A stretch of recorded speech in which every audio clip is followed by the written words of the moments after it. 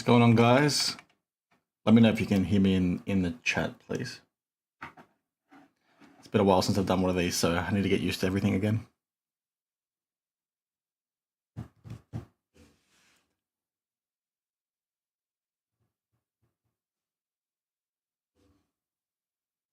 Sweet.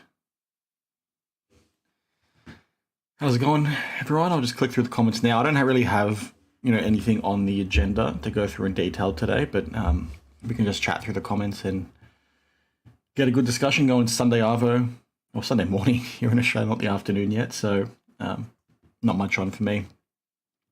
How's it going, Timmy? I don't think Jeff Wilson is going to join. He's offered to come on this channel before. I think I've talked about that, but I don't feel comfortable doing that, to be perfectly honest. I think it's just a bit awkward, but maybe in the future, who knows? How's it going, Graham? Got Will Greer Investor, the greatest investor the hobby's ever seen. Smack Daddy, how's it going, mate? Patches, yes, I am a grifter, big time. How's it going, Joe? Smack Daddy again, Joe again. Mikey G, how are you? And TK, how's it going?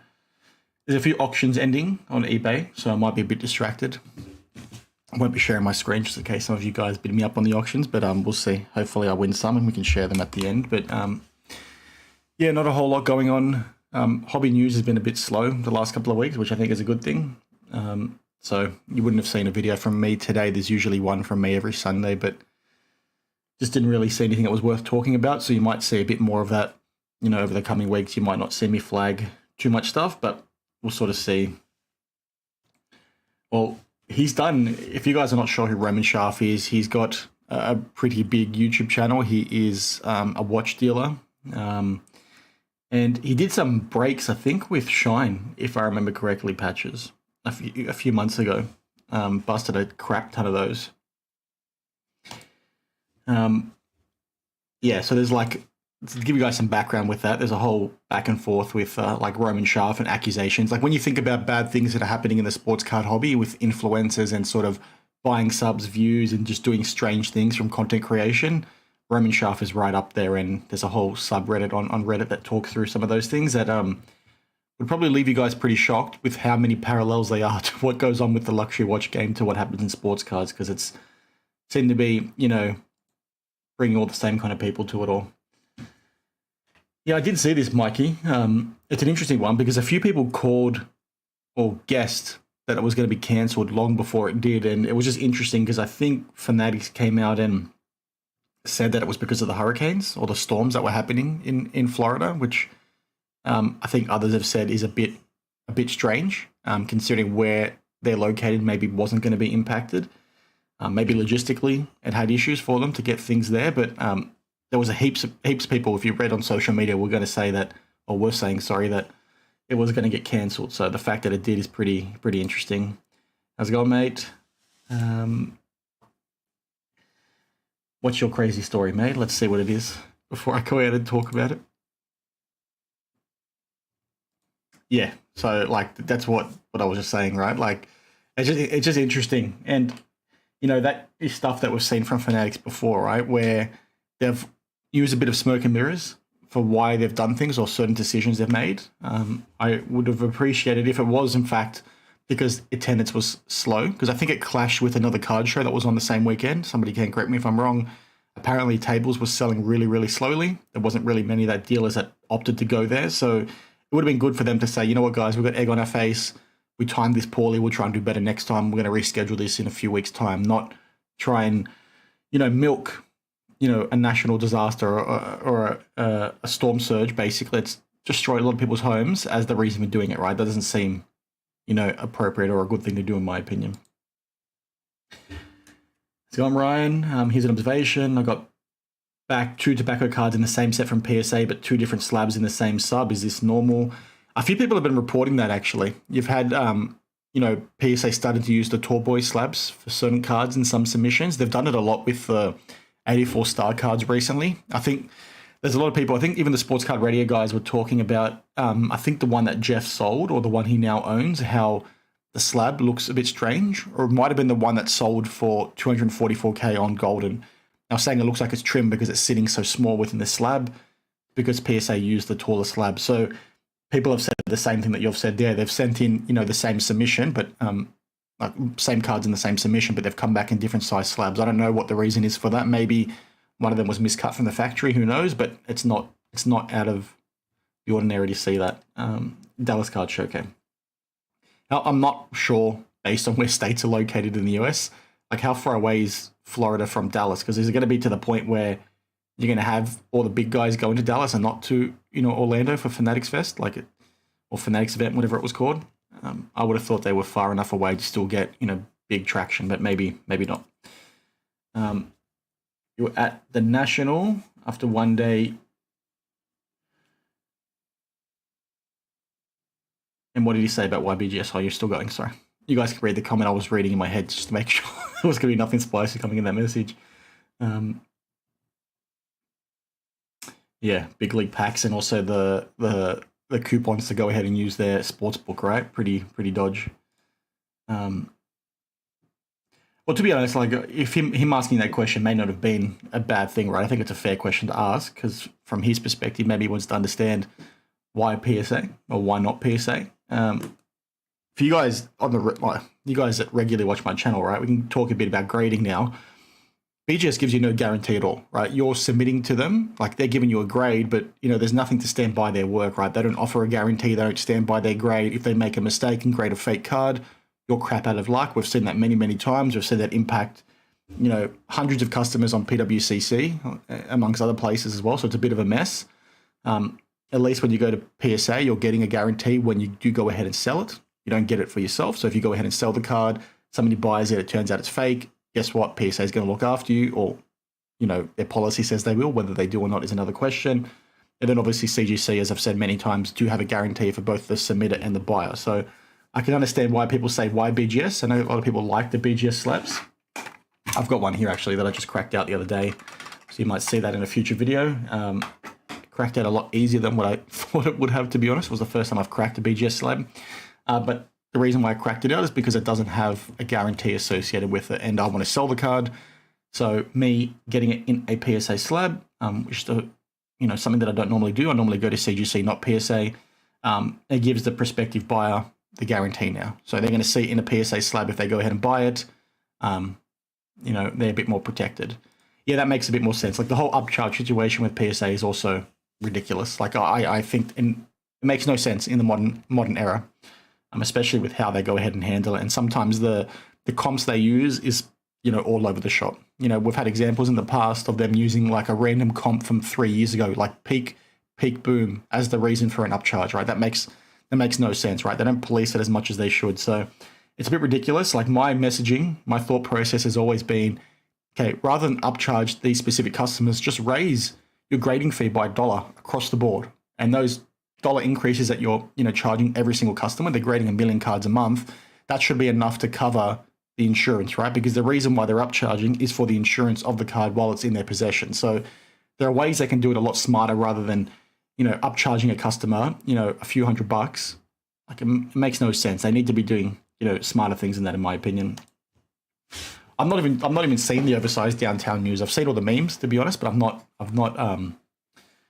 not really paid too much attention to it. I saw like something from Lamine James, and this is, another interesting point around print runs where they looked at 2018 kabooms versus 2022, and like he was shocked that the print run like increased, 15 times, whatever it was, right? It went from a few hundred, I think it was, to now, well into 5 figures. And it's like, mate, like this is across the board. Why are people still surprised that print runs in 2024 are out of control? Like why are people still surprised about that? It makes no sense to me. So yeah, you're talking about the upcharge. You live in South Jersey. Yeah, like I'm not a huge, like I'm not a hater of what Fanatics and Ruben and all that trying to do with all this kind of stuff. They're doing some really cool things, but it's like the other side of things where they're going ahead and, giving people gambling credits and Fanatics live credits to kids and all that kind of stuff. That's where it just gets a bit dodgy, in my opinion. It gets pretty unacceptable. You'll buy and submit to PSA/CGC, never like Beckett, plus the rumors on who they give their 10/black labels to as a joke. To be honest, I think there is like conflicts of interest across the board within this industry, across the graders. So like the concerns around BGS have been there for a long time, especially with certain group submitters, right? I think Sports Card Radio did a video on it maybe a year ago or so, where they walk through, the success rates that some people have had with black labels. I think there's a few people that have broken it down on the Blowout forums too, and it's like insane how many black labels certain people get. But I think that's an issue with every grader.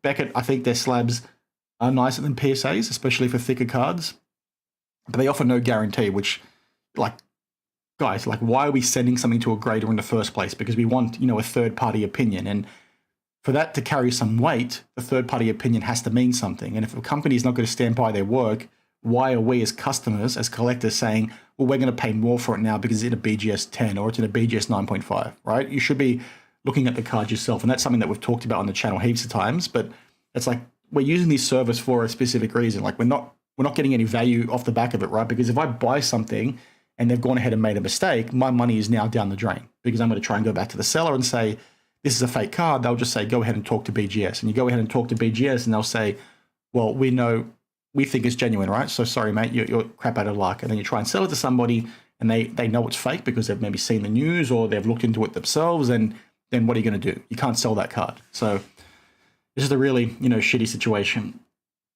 As soon as CGC/Jay say open an office here, I'll be happy to submit. Where are you based in Australia? I don't remember. I think you might be. It'd be cool if they had one locally here in Australia. I think they're the best ones to submit to be perfectly honest. Their slabs look the best, and they offer a guarantee for a submitter, and also if you're buying it on the secondary market. That's the way to go with this kind of thing. And when you're setting your PC stuff in, you want protection, right? For the reasons I just mentioned. So that's why I use CGC for all my PC stuff. The only reason why I sent this card off, and it's a flawless soccer card, and I'm happy to show you guys what the slip looks like. Let's see if it focuses. Actually, it might not. No, it's not going to focus. But it's Andrea Pirlo patch auto out of 10. It's the top of the class. You'd see it on my Instagram. It's one of the pinned photos.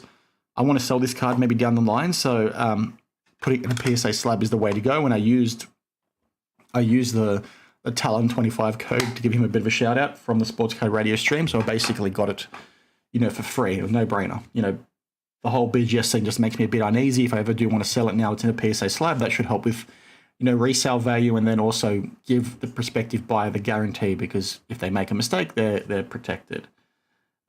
PSA needs 7 more grading hubs. They've got to improve their turnaround times. I completely agree. I think they need more, all around the world. I think they have the one in Asia now, but it's a bit funky with how that operates from what I've seen. So they need to be doing more there too. You have a friend who lives 15 minutes from PSA, sent him cards that would be $2,500 plus, and he would do walkthrough service for me. I'm not sure what the rest of your comment was.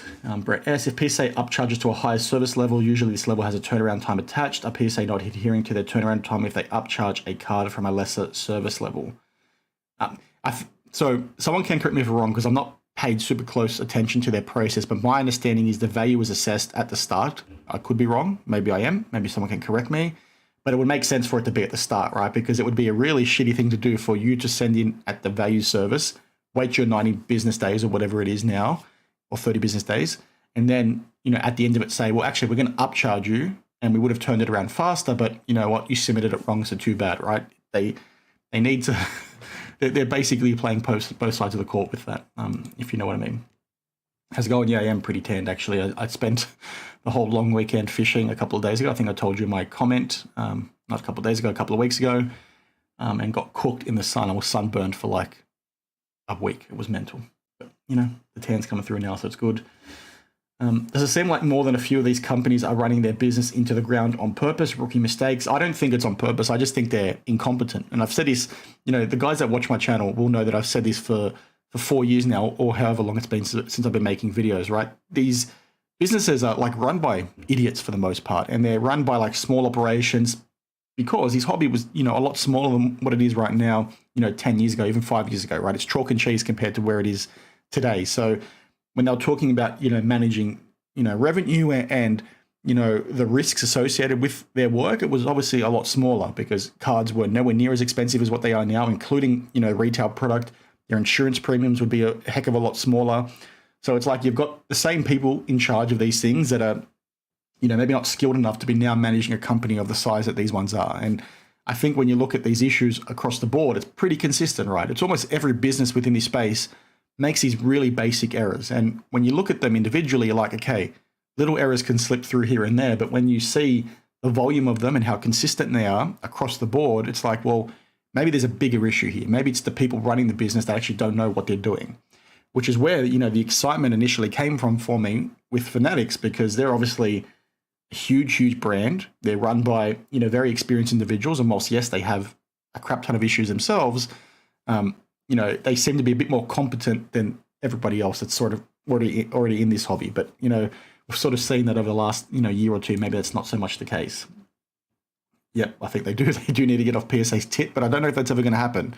But it's just hilarious how, again, I've said this many times, how people are sheep towards PSA when they should be just look at the damn card. Like, okay, we want to have one brand be the number one brand. Sure, everyone's, got a consensus on that, but that doesn't mean you shouldn't be looking at the card. And people have sort of, forgotten about that, which is crazy to me.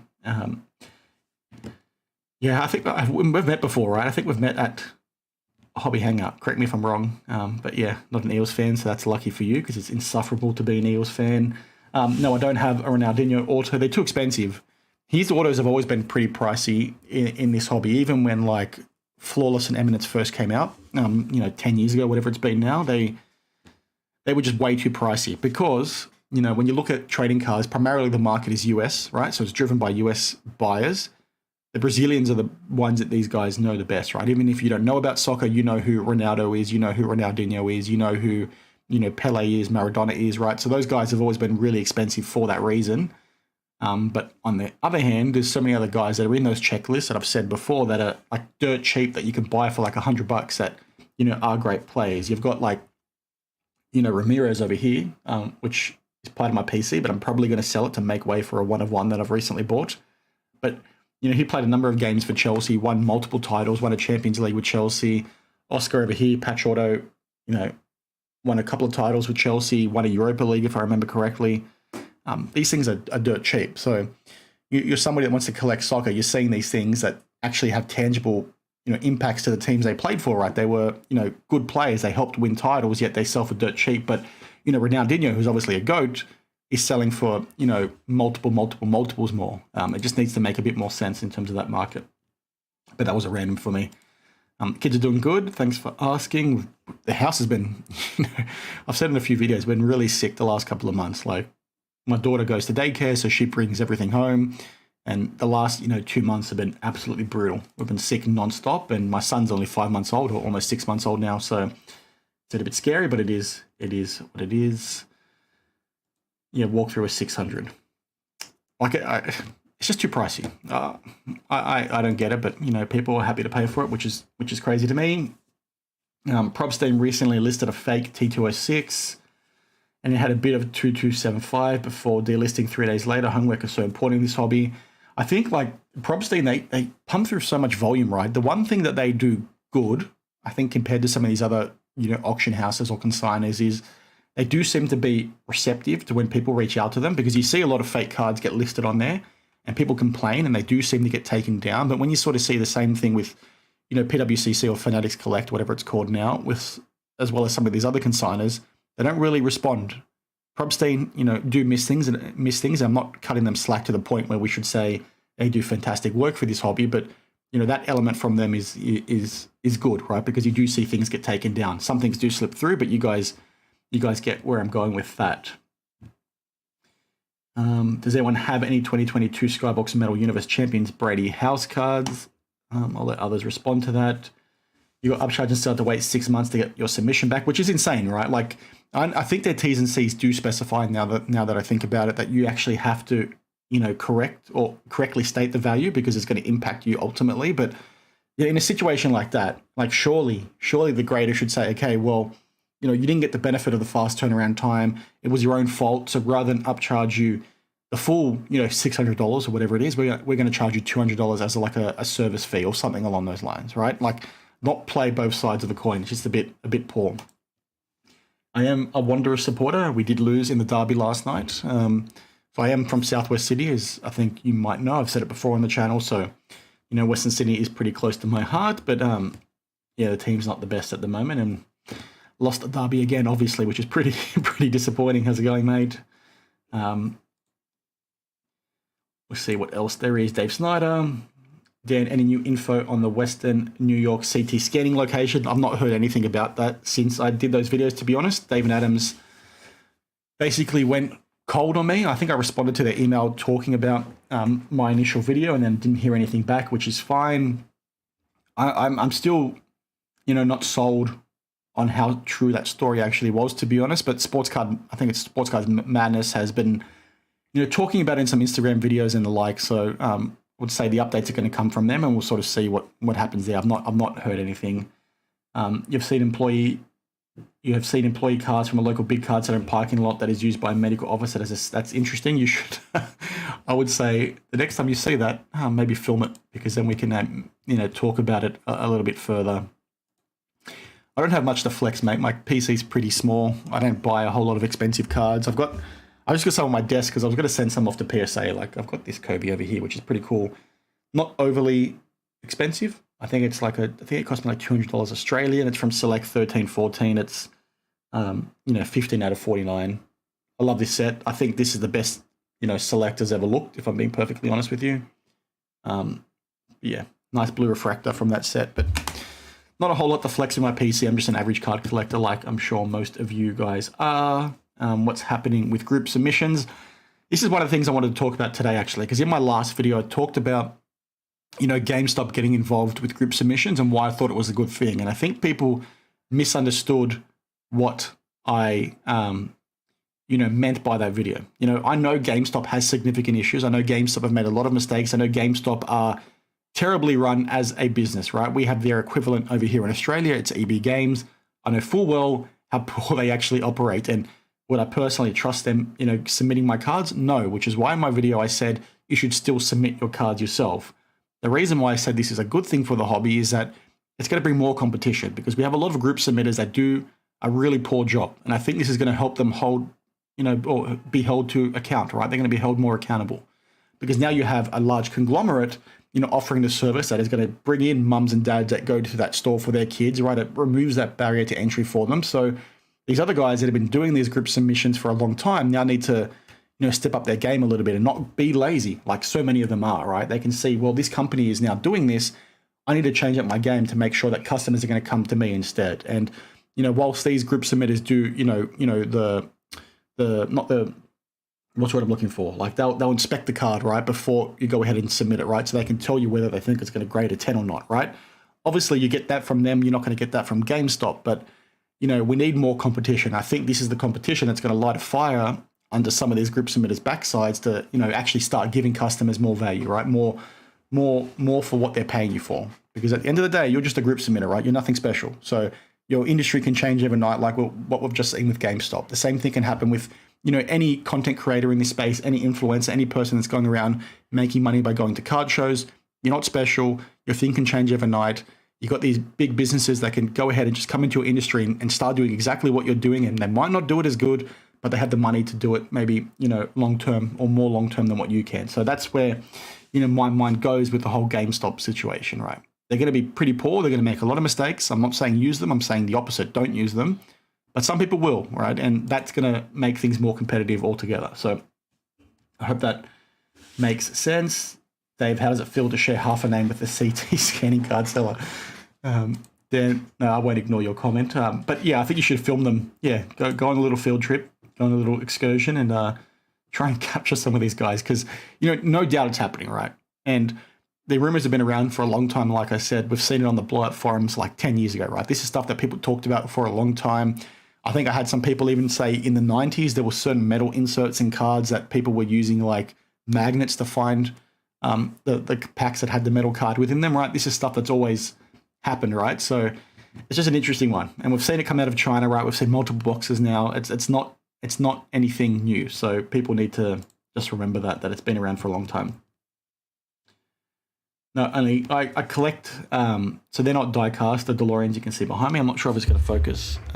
They're from Hot Toys, which is a, Chinese-based manufacturer. They make like 1/6 scale figures. They're like movie accurate. So those two DeLoreans there are 1/6 scale, and then all the other figures are from those movies too. So they're the only cars that I have, but they're not die-cast. I think they're plastic, if I remember correctly.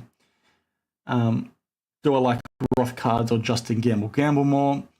I think I like Justin Gamble a bit more, because when he got caught out, he changed his ways a little bit, right? He got a little bit better. He actually sent me a hat, so you're going to see that in some coming videos. I asked him for a hat, and he sent it to me, so I'm going to start wearing his, Scamble hats, and we'll have a bit of fun with that. But I don't really care for either of them, to be perfectly honest.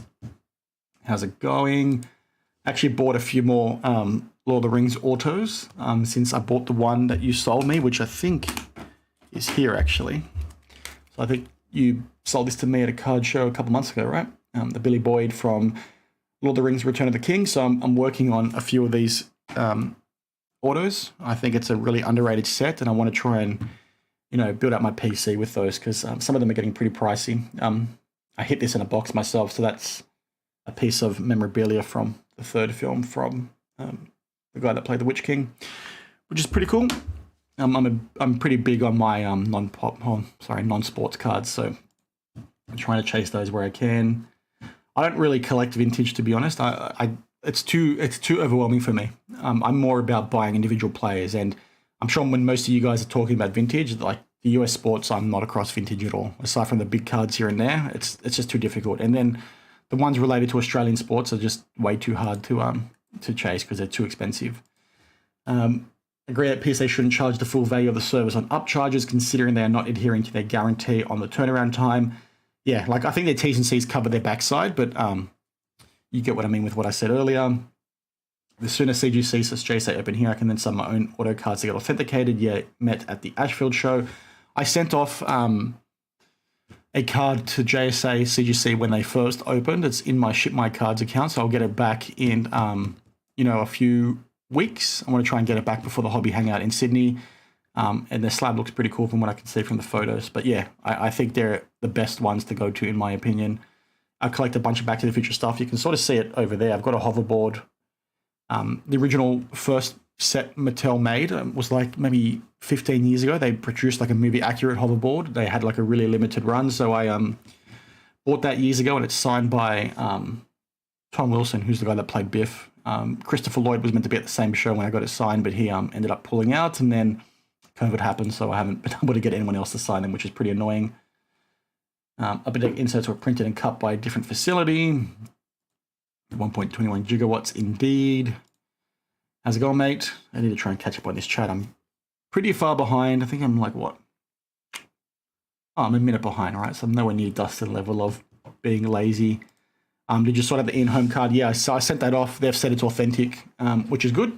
So we'll see. I don't know how true it actually is that it's, authentic or not, because they don't offer a guarantee. JSA don't offer a guarantee, but, I'm happy with their assessment. I'm happy that it came out to be what it is, because I paid a heck of a lot for that card, a lot more than I probably should have, but, they've said it's fine, so that's all good by me. That's an interesting one. I think we need to wait and see, to be honest, because I think old mate Diddy is going to sing like a canary, if I'm being honest. Yeah, thanks again for the deal on that card, by the way. You gave me a really good price, and that's going to stay in the PC forever. How's it going, Ben? You're currently working on the Lord of the Rings set 2 and have 6 of them now. Just got Legolas PSA 9 in the mail. Is that the one that sold on auction, or the one that sold, is it JB Collectibles? I think this is the guy's name, because I think you may have bought that from underneath me. So I'm keen to hear what you say, but I'm trying to work them on in a PSA 9 set. For those of you that are not sure, it's from the Topps Lord of the Rings sets that came out from 01 to 03. I think for each of the 3 films, there was update sets for each of those 2. Some of these autographs are pretty rare, but the card condition themselves is terrible, right? The QC on them is horrible. So I'm chasing PSA 9s because I want higher grade to those, and it is what it is. I've got a few of them now. Saruman Christopher Lee is the one that I bought most recently that I paid a lot of money for, but the guy's a cinematic legend.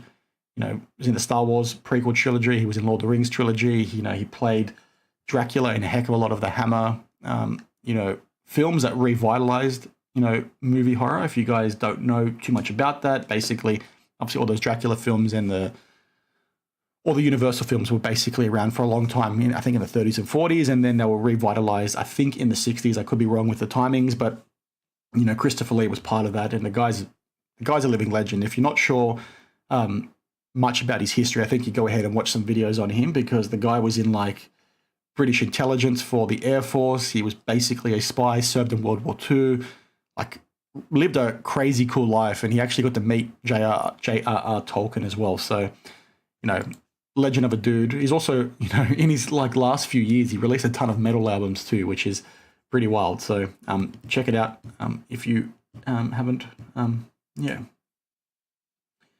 Thoughts on Whatnot launching in Oz? Have they actually launched? I don't think they were allowed to. I'm curious.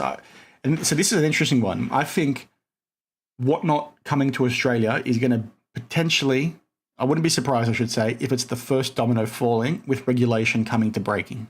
So just, screenshot that comment now from me, because, Australia takes this stuff pretty seriously, and I wouldn't be surprised if that does happen off the back of these guys launching over here. People are crazy here for pepperoni rolls. How do Aussie card shows compare with other Asia international shows like Macau or Hong Kong? So I was in the Macau show last December. I think the Macau show was a bit of a weird show, because I felt like it was more people showing off their collections, and it was very high end.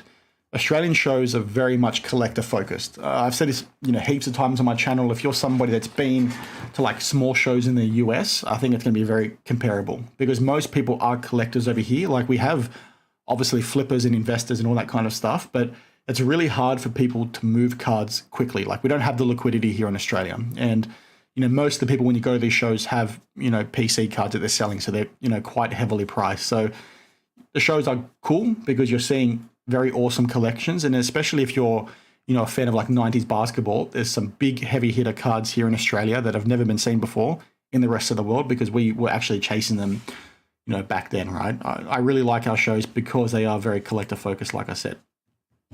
Whereas I think, in Asia, it's more about the flex, right? At least what I saw in Macau, right? They were all, 5-10 figure cards, people going, crazy, spending, huge amounts of money. Like, it seemed to be very much a flex and very much luxury driven, but it's not like that here at all. Like, you'll see some of it, but not the mainstream. Friend traded a bunch of non-sports for a Jackie Robinson and Roberto Clemente. Pretty cool. Like, consolidation is the way to go, right? In the modern hobby, or in the current market is the word I'm looking for. Great Scott. Yeah, I've got a pair of mags too, but they're not real ones. I bought them from like Alibaba, I want to say like 15 years ago. And I modded them myself, put all the lights in them myself, but they've like deteriorated because they're made from like crappy material. So yeah. Has anyone ever asked you to take down a video before? Yes, it's happened a couple of times. I don't think I've ever taken down one. It's hard for me to remember because I've made over like 500. There's a few that I've had to take down because YouTube flagged them as copyright, and it was demonetizing those videos and just meant that I would get a strike if I didn't take it down. So I took those down, but I haven't had anyone specifically say you need to take it down. They've asked me to redact information, and YouTube has a pretty good feature where you can actually blur out things. So I've gone ahead and done that, but no one's ever said you need to take this video down or we're going to sue you. At least not on this channel, but it's happened on another channel of mine, as somebody in the comment section can attest to. And I'll save that for another day, that story. Do I do any Star Wars? It's too expensive. The appeal for me to buy some of these Lord of the Rings cards is that they are dirt cheap compared to what they should be, right? When you think about, the books, the trilogy and the Hobbit and the Silmarillion, in terms of what they mean to literature and what they mean to people that grew up over the last 60 plus years, then you look at the films in the early 2000s, right? You'd be lucky, you'd be hard pressed to find something that's more relevant from a pop culture perspective, right? Lord of the Rings drove so much for what you see across the board in the fantasy genre today. Like The Witcher wouldn't exist without it. Game of Thrones wouldn't have existed without it. There are so many things, right? These are just things off the top of my head, but it's driven so much of the culture that it's shocking to me how cheap they actually are. And this is probably going to bite me in the backside, because some of you guys might agree with that and go ahead and start buying some of these things. But that's how I look at it, right? It's so culturally relevant, and it's something that I think should be, priced higher than what it is. And when I look at Star Wars, I think is overpriced, to be perfectly honest with you. It's obviously a huge pop culture thing, but I just think it's overpriced compared to what Lord of the Rings stuff is. As a collector of autos and mostly in person, many autos can vary by a huge amount. Harrison Ford is massively different from one time to then next he signs, which is, a huge issue, right? And that's why I went with JSA over PSA or even BGS, because from the research that I could see, JSA had the best examples. They refer to them as exemplars, meaning that they've got a really big registry of what autographs look like from actors based on certain eras, right? Like maybe Harrison Ford in the 2000s signed like this, but then in the 80s he signed very differently, right? They've got a really good repository of that. Whereas from what I've seen of PSA, that's not necessarily the case. Auto is worth it versus a card with no auto. I prefer on-card autographs. I've said that time and time again. For me, when it comes to sports cards, I collect them because I follow that team, right? I watch that team. I'm a season ticket holder. I'm invested in that team. My mood for the week, is driven by the result of my team. So I'm that much of a degenerate is the point I'm trying to make. So me getting a card like this that has a game used jersey in it and also has an on-card auto is a no-brainer, because it takes my following for that team, for that player, to another level. Like, yeah, I do have, like I showed you that Kobe earlier, right? Like this thing is awesome. Would I prefer to have the Kobe auto? Yes. And if I could move that card and get a Kobe auto in place, yes, I would do that as well. It wasn't from JB, but was listed for $800, and he accepted my best offer within 30 minutes of it going up. That's a good price, actually, because I think some have recently sold for more than that. But yeah, I'm really keen to pick up some of these because I think it's a completely underrated set, especially the first set with Fellowship. I think the next one I want to get is the Ian McKellen, sorry, because he only really signed, I think, for that. And there are some cards from the Two Towers, apparently, that he also signed, but they didn't make it out into the public. But that's the one I want next because, he's a star, right? And also crosses over with, the X-Men films and a few other things too. You tuned into a few Whatnot streams since it launched. The prices people are paying for random spots is like 3 times RRP. It is wild. I completely agree. What's the rumor of Don Russ cards magnet? Please explain more. I don't know if it was Don Russ specifically, but there were some sets in the 90s or maybe the early 2000s where people were using magnets to find the metal cards in them. It'd be like metal cards like these over here. These are from the Upper Deck Falcon and the Winter Soldier set. People using magnets on the packs to find them. Nothing new, well documented on things like blowout forums and stuff. Peter, yeah, this is a great story. I was actually going to talk about it, but I wasn't sure if anybody knew. So Peter Jackson's told a story about how Christopher Lee in Lord of the Rings had a death scene where he was stabbed. Jackson told him how to react, and Lee told him that's not how it works. Yeah, I think when they were filming it, the story goes that Christopher Lee or Peter Jackson, the director, wanted him to make a sound, right? Wanted him to scream when he got stabbed in the back. And most of you guys may not have seen the scene because it was deleted from the theatrical cut, but it's actually in the deleted scenes or the director's cut of the film. It's actually really cool and it's really brutal. But he gets stabbed on top of the tower, right? And the story goes that, Christopher Lee basically said, well, no, that's not what happens. When you stab somebody in the back and it goes through their lung, they make a very different sound. It's like an inhale kind of scream. And Peter Jackson was like, well, how do you know that? And Christopher Lee just alluded to the fact that he'd seen that stuff in real life in World War II because, like I said a little bit earlier, he was in the military and he was in he was in, whatever the Air Force British intelligence is, whatever that agency is called, he served in that and was basically James Bond. And to go even further with Christopher Lee, why he's such a cool dude, because I mentioned, he was in Lord of the Rings, he was in Star Wars, he released metal albums before he passed away, he got to meet J.R.R. Tolkien, he was in the Hammer Dracula films. He's got quite a big reach when it comes to those. He also, I think, is the cousin of Ian Fleming, who's the guy who wrote the James Bond novels. So pretty cool about that too, as a backstory for this guy. And he's also got like royal lineage as well. The guy's like, you need to look into him and need to read articles about him and documentaries done on him because he is honestly a really special person that I don't think is appreciated enough, in pop culture because the guy's basically a legend. So yeah, Whatnot. But that's interesting. Okay, I wasn't aware that they were opening here. I think it's going to be a mistake for them. So we'll sort of see what happens next. But yeah, it's interesting. Is it Gem Mint? Gem Mint basically take, I believe it's Gem Mint. Someone can correct me if I'm wrong down below. But I'm pretty sure they pull the pop reports from CGC, SGC, PSA, and BGS and show you what the true pop counts are for grades because.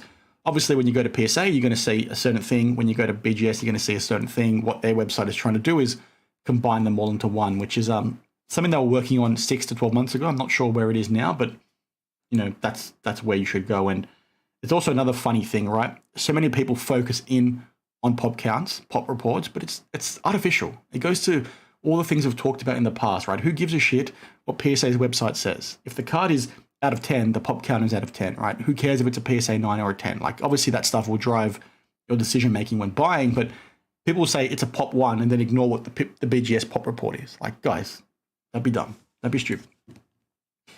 You run a nice 3-hour auction of it, John Sports Cards. Please visit us, Dan. Send me a DM. I'm happy to check it out. AH Sports has gone to the dark side of collecting. He's always been on the dark side, right? That's part of his appeal. I really like Raul. I talk to him almost every day. So, yeah, he's got a lot of hate recently, but, he's not really doing anything different to what he has done in the past, right? People are just getting angry because I think he's calling them out. Dan, how is all your postal service in West Virginia? They suck. Australia Post is pretty poor. Their rates are pretty expensive, but, they do a good job from what I've seen for the most part. If you want to polish a card, just don't damage the auto. That's fine. But again, your body, your choice, your card, your choice. If you're somebody that's cleaning a card and then trying to sell it to me, it doesn't become your card anymore. It becomes my card. So therefore, I need the choice on whether or not I want to pay a premium for something you cleaned, right? And guys and girls out there are not disclosing the fact they cleaned it for that very reason. So it goes without saying. G'day there, my man. Hope you and the beautiful family are all doing well. Yes, we're doing fine. Thanks for the kind words. After I finish the Lord of the Rings auto set, I'm going to do complete sets for Masterpieces 1 and 2. Super underrated. I completely agree. The thing that the issue for me is that in Australia, these things are not underrated, right? There's really big arbitrage opportunities for Masterpieces and autographs for non-sport stuff here in Oz, because that stuff has always been expensive. So for me to try and buy that stuff locally, it's just way too expensive. Do any die cast, or they take up too much space? No die cast at all. I had some when I was a kid. This is a funny story. So I had like big collections of this sort of stuff. And then my brother, who's 11 years younger than me, he was like 4 or 5 at the time. And I used to have them displayed on like a huge shelf in my room. I had like maybe 30 or 40 cars. And then I came home one day and he basically ripped them all out of the boxes and was playing with them. So, things little brothers do, right? Compared to the Harry Potter sets, the Lord of the Rings autos are an absolute steal. I completely agree. It would have been interesting to see if Artbox had released Lord of the Rings, like similar to what they did for Harry Potter, but it's just wild to see how expensive some of this Harry Potter stuff is. Like the autographs of, the 3 main characters, so Hermione, Potter, and Weasley, are selling for like crazy amounts of money. But then you go ahead and see, Christopher Lee's auto in a PSA 9. I think I got that for like $600 US, which some of you guys might say is a lot, but to me, it's an on-card auto. It's a really pivotal guy in terms of pop culture. That seems like a steal to me compared to, Harry Potter. And obviously, Harry Potter's got a bigger reach in terms of the modern era. But you could also say, technically, Harry Potter might not have existed had Lord of the Rings not been written in the first place. So, that's where my mind goes with that. JC have been very smart from the start as they photograph every item and have used them as a reference to authenticate. And they are the go-to company to do events more than Beckett or PSA. I agree, which is why CGC acquiring them is a big bloody deal. So I'll try and not skip over comments. I'll try and quickly go through them. Yeah, well, that's an interesting point. Christopher Lee was one of the best Bond villains too, in The Man with a Golden Gun. I forget who he played. Say the name down below. I'll remember it when I do see it. But I'm pretty sure he played a person that both he and Ian Fleming knew in real life that the character was actually based on, if I remember correctly. Your uncle lived in Haberfield. I think I responded to your comment. That's more like inner city. I'm from the southwest, but yeah, not too far away. And it is, gem rate. They track the pop reports, which I think is important to look at. Gem mint is more mint than mint. Did I say gem mint when I said that, or did I say gem rate? But whatever, you corrected me. I already responded to this one. That's basically what he said. It's a really good interview with him, actually, but yeah, Christopher Lee is just a cool dude, and he passed away a few years ago, which is pretty sad, but the guy lived a good life. Yeah, like I said, he was in the prequel trilogy, played Count Dooku. I feel like they could have handled that character more, but, pretty cool nonetheless. How's it going, mate? Do you collect any NRL or AFL cards? Yes, I do. I might have some. I collect NRL cards, but the thing I struggle with is how expensive they actually are.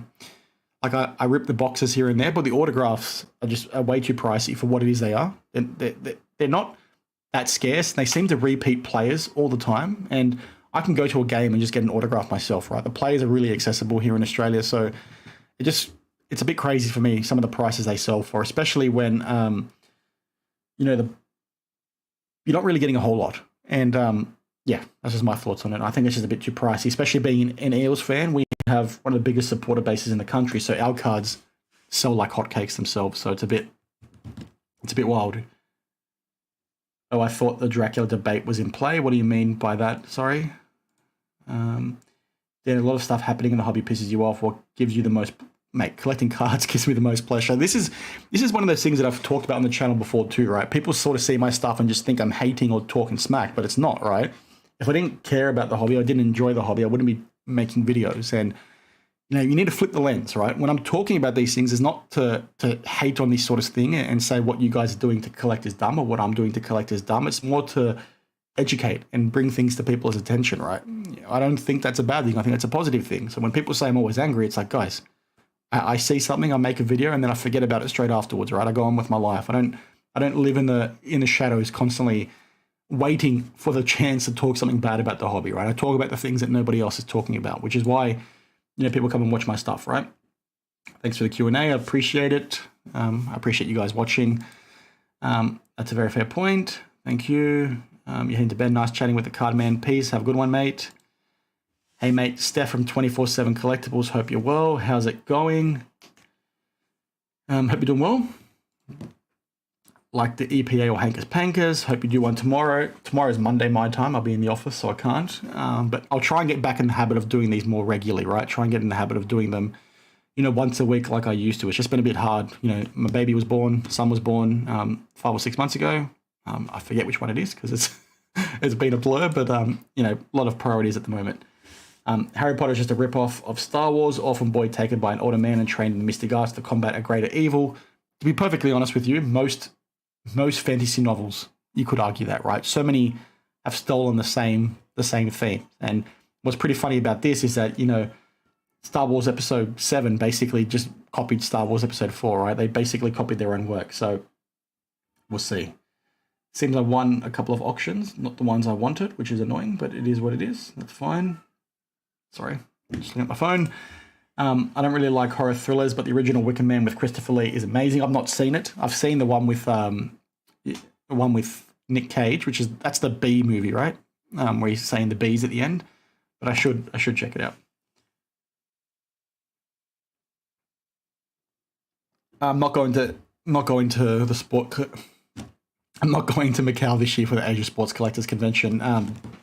The only reason why I was there last year was because I was there for a family wedding in Hong Kong. So I caught the ferry over to Macau. It's just too expensive. I just cashed in on the fact that I was there for a family holiday. Would I like to go again? Sure, because I think this one's going to be a lot better. And I would like to give you guys some footage for that because not many people film the show. And there's some cards there that I've literally never seen before, right? Especially for Flawless Soccer. There were some things there that were, utterly amazing. But it's just too expensive. And what you guys need to realize for me as well, like the same thing with the National. Like I'm not sponsored with this channel. You guys probably watched Sports Card Radio's live stream the other day. They showed what their revenue looked like from their YouTube channel. It's like, $500 to $1,000 a month US. It's not a whole lot, and they get a lot more views than I do. So I make a pittance of that. I'd be lucky to make half of that. So for me, like this is a passion project, right? Those funds that I get from YouTube go to buying my camera, right? My camera costs $2,000. So it's sort of being reinvested in this sort of stuff. So the point I'm trying to make is, I don't make a lot of money from these videos. I don't have any sponsors. So for me to go over there, it has to come out of my own pocket, which means I then have to go ahead and pay, $3-4 grand in terms of flights and accommodation. And then basically means I've got no money to spend while I'm over there. So even if I sell some things or fund it through the channel, I basically then have to dip into, the money. And when I've got, my personal money, when I've got, obviously a family, 2 young kids, 2 kids under 2, it just doesn't feel right to me to spend $4 grand to go over there to then go ahead and spend more money. It's like unfortunate. So that's why, I won't be in Hong Kong this year or in Macau this year, but maybe in the future, who knows? If somebody wants to throw some sponsorship money at me, maybe we can make something happen. It's not going to happen anytime soon because I'm not a company man. I'm not going to be, all of a sudden talking about people that need to be praised when they really shouldn't be, right? There's enough influencers in this space talking positively about these terrible companies. So that was a mini rant from me, but I hope you guys, understand where I'm coming from. You're a fan of Josh Giddey, but have had to go into hiding since he went through his off-court issues. Does he have any card demand in your country still? I don't know.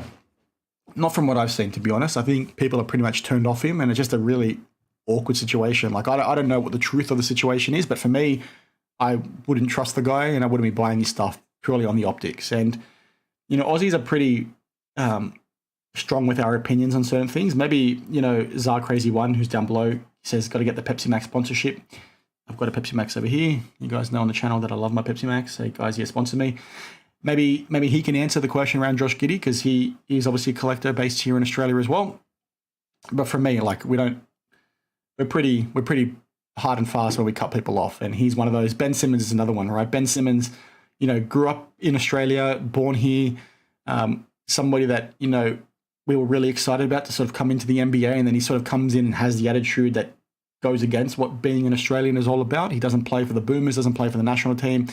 So we've turned off him pretty hard as well, even though he is an Aussie. And I think Josh Giddey's up there for obviously very, very different reasons. You have the Topps vault of Michael Jackson. I guess they're colour separation with his brothers and sisters 101 from Topps directly about 6 years ago. I'm not sure what that card looks like, but I'm sure John Reckoning would happily pay you top dollar for that. Will we get a second episode of Fish and Rips? I've tried to film a few recently, but nobody watched it. So there's two things. I'm still going to put them out because I don't really care whether people watch it or not. It's a bit of fun. The issue is we've just come out of winter, so the fishing is like terrible. I fished, the long weekend a couple of weeks ago and didn't really catch much. So it's sort of hard. We're heading into summer now, so the next few months should be really, really good. I'm actually doing a fishing tournament at the end of November, so I'm going to try and film some stuff then. So yes, you will guys see some stuff in the future. I might make it members-only videos, or I might, just push them out on a day I've already released a video because nobody's really going to watch them. But yeah, I thought they were a bit of fun, and I'll try and make them a bit more, efficient next time because the video was way too long. Maybe just show the hits and then also, the fish as well, or maybe even rather than ripping packs, maybe I can do the fish, and the rips that I'd be doing would be ripping the hobby, maybe ripping some, news or something and just talking about it in a video while I'm fishing. So we'll sort of see how that goes. Hey, buddy, love the channel. Thank you. I appreciate the kind words. Same to you, Brendan. How do the Disney cards hold value long-term if there's nothing time-based about them, like with sports cards and seasons, especially if they are released each year? That's a catch-22, to be honest, because in my opinion, we don't really see time-based stuff impact sports cards either, because one of the things I've talked about in the past, if you look at Prism, right? Prism Golds. LeBron, he's been in every year of Prism. It's been, 10 years now? Maybe 11? There's a gold in every year, right? So there's at least 100 of those golds out there. People should be prioritizing the earlier year ones or the championship winning seasons, in my opinion, because they actually have more meaning, but they all seem to compare and hold the same value. So I think you're going to see the same sort of thing with these. And if you more mean, okay, when a player retires, they maybe stop producing cards, but for the average player, sure. But if you're a LeBron, they're going to be making cards for him until the end of time. So it's just interesting. I love the reference from Clerks too about Lord of the Rings. Funniest scene, don't get me wrong, as I do like Lord of the Rings. I completely agree. It's Randall. Is it Randall? I forget the guy's name. Randall is the one that's based on the director, who I also forget his name right now. But yeah, it's a really, really good scene. That scene, and also the pillow pants scene from that film, is also a cracker. So if you guys haven't seen Clerks 2, go ahead and watch it because it's a great bloody film. You're missing some good UFC fight, bro. I'm watching both UFC on you, one eye and ear on each. I appreciate it. Who's fighting today? I've been a bit out of the loop with UFC. I've been a bit disillusioned since old mate Volkanovski got knocked out back-to-back fights, which hit me pretty close to home, but hopefully he comes back. I don't think it's an actual fight card today, is it? Or is it a fight night? I don't remember. Always love your train of thought. You analyze things with logic. Truly blessing in today's word. Thank you, mate. I appreciate the kind words. Fleer. Trout fishing going well in Brizzy. Tassie at the moment. I've never done freshwater fishing. We have a few places locally here in Australia. Not in Australia. In Sydney. But it's a bit hard to navigate. I've never really done it before. I don't know who to ask to basically take me through it. But I would love to do it. Like I did it very, very briefly. I should say I've never fished freshwater before because I've done it once. In 2022, we went fishing down in Mudgee, went there for a wedding and fished for some carp and didn't really get anything, but I was only there for like 10, 15 minutes. It doesn't really count. As a novice, gold prospector Australia is a bucket list item yet checked off. You should come over here. I think I've had a few people. Okay, to give you guys some context, when most people talk to me on social media, they kick things off by saying they want to come to Australia. I think it's a great country, but if you're coming here for sports cards alone, I think you're going to be left feeling pretty disillusioned. So yeah, come over here and do whatever you need to do, but don't come just for the cards. Yeah, Randall. Dante's the guy I'm thinking of that's based on Kevin Smith. It's funny how the words are coming back to me now. How's it going, Philly Joe? Late but made it. I appreciate you, mate. Never too late to have some fun. To be honest, I think you're just going with whoever you want. Just submit yourself. Don't use group submitters. I don't think it's worth it. Appreciate it, Patches. Hope you're having a good one, mate. Fight night. Okay, Pereira. When's Robert Whittaker fights next month, doesn't he? Against Hamzat, if I remember. What TV movie show needs a good trading card set and would be possible for autographs? I don't know, to be honest. Like, if you would have asked me 5 years ago, whatever it was, I would have said House of Cards because I was a big fan of Kevin Spacey, but obviously that has to change now. I can't think of anything else. Most shows these days that are pretty big end up having them, right? The Walking Dead I watched for a long time. You know, Game of Thrones. What else was there? The Mandalorian show is also pretty good. I think most things have autographs these days. So yeah. Fight night. Let me just quickly check an auction that I'm waiting to end, and we'll see how it goes. Okay, still got 38 minutes. We're good. Give me 1 sec, sorry guys. All right, so I lost half the things I wanted, but the other one is still going, which is good. Fight night, I think I already clicked on this one. Thoughts on overprinting of Soccer Legend cards, and if you think they prop up modern sets, do you see interest in playing days cards? So this one always comes up, right? There's a few people that talk about playing days. I think that is relevant, but soccer's a weird one. It's printed really poorly. Like, the checklists are often filled with the same people, and it's, I don't mean this disrespectfully, right? But it's clearly checklists that are built by people in the US that don't know about the sport, which has been really surprising in the past because Panini obviously is a company based in Italy, like their home operations, their HQ is from Italy, right? That's where they started. The checklists for their soccer sets were always pretty poor too. And it's just been designed by people that don't know what they're doing. So from my perspective, it's like what you said, right? It's filled with, you know, propping up these sets with these, you know, good players that most people will know, but they put them in every single set. So it just dilutes it and it doesn't make sense. And there's so many sets that could be built out a lot further and better than what they are, but they're not because the people making them have no freaking clue. And I don't mean that disrespectfully, right? Because I think it's fairly safe to say that a lot of people in the US don't really know about the sport. And that's not me trying to say that you guys don't know what you're doing or anything like that. It's perfectly fine. It'd be like the equivalent of, you know, somebody in Australia making an NFL set, right? You're going to have players like Kelsey be top of the list because he's pop culturally relevant, Mahomes, you know, Aaron Rodgers, a few others. But for the most part, you're going to see things in there, but you'd be like, what the heck are you guys doing? And it's because, you know, the cultural relevance isn't there for the sport. Well, not yet anyway. How's it going, mate? Can't wait for the Hamzat fight. Big Knuckles fan too. I'm conflicted. I really want Whittaker to win. I live maybe 15 minutes from where he trains. He's choked me up once before, a couple of years ago, which is something that it's a claim to fame for me. I used to train at that gym. I've had to stop because my arthritis in my hands is pretty bad, but I'm a big Bobby Knuckles fan, and I really hope he gets that title back because he's one of those guys that, you know, had Adesanya not been around, he would have been a champion for 5-10 years, right? He's that kind of guy that could have been a champion forever. But it's just a shame for him that Adesanya is so bloody good. And obviously now Dreykus and also the US guy, I can't remember his name right now. It's slipping my mind. The one that knocked out, well, not knocked out, but knocked down Adesanya and beat him on decision. I forget his name. Sean Strickland. There you go. I always thought Topps would do a poker card set too. Orders from legend players, men with casino chips and stuff like that. They make product for everything else. I feel like we have seen some poker sets. I could be wrong. Someone can correct me, but I think we have seen them.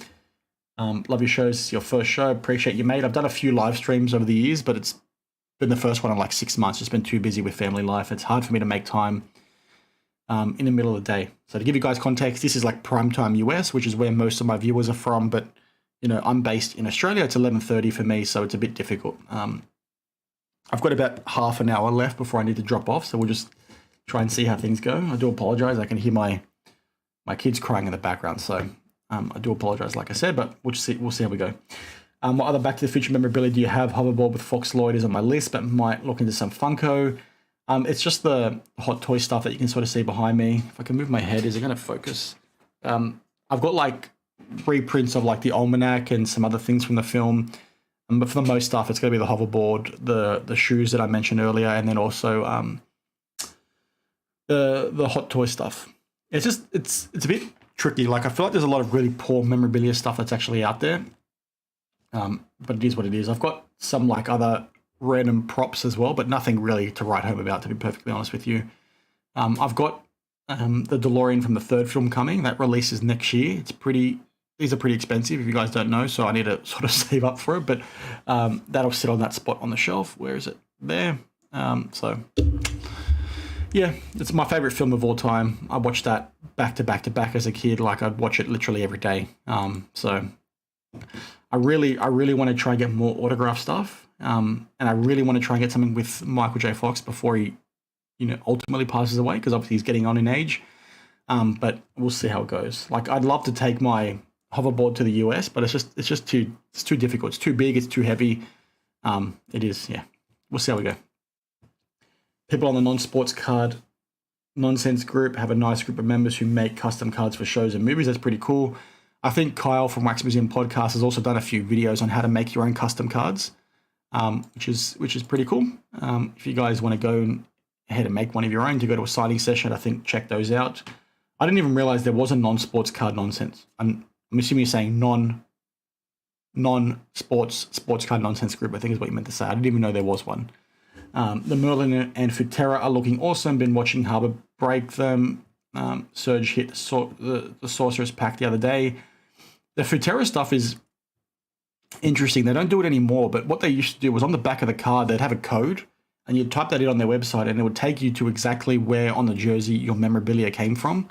Like, that stuff is what Topps should be doing, right? That's amazing. Like, to what I said earlier about wanting to buy game new stuff and on-card autos, to know exactly, number one, where on the jersey this relic came from. Now, I could figure it out because it's part of the nameplate, so I can see that.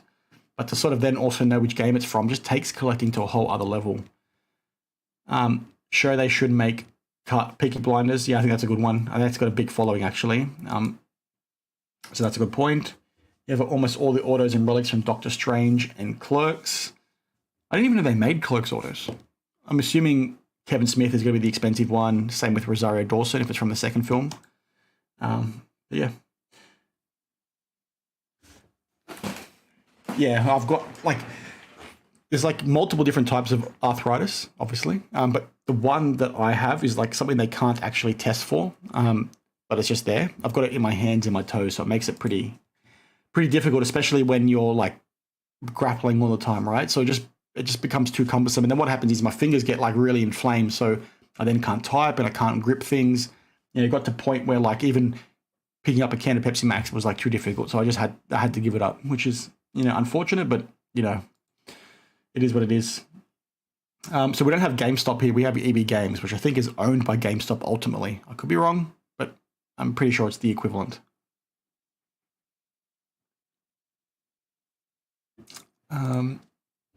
Yeah, I think somebody mentioned this a bit earlier. I don't know if we have the demand for it, as I said a bit earlier too. We don't have anything that sort of lets you sell that quickly, so maybe this will be a good thing. But I think if people are planning to break on whatnot, I think regulators might come knocking pretty quickly. A collectible is way more expensive with the shipping and import taxes, yeah, significantly so. But what we sort of have these days is companies like Ship My Cards, where you basically get a US address. You don't pay US tax to get them shipped to that address. And then when they come back to Australia, then pay your import tax on them. But it makes it a lot more affordable because you're getting cheaper shipping with everything that's being shipped in the US, because you typically ship to their tax-free location. So you'll pay maybe $2 or $3 for shipping, and then you pay your big fee when you come home, but it still works out to be a lot cheaper. Some people avoid the import tax when they come back to Australia, which I would strongly advise against, because they're going to come catch you and fine you pretty quickly.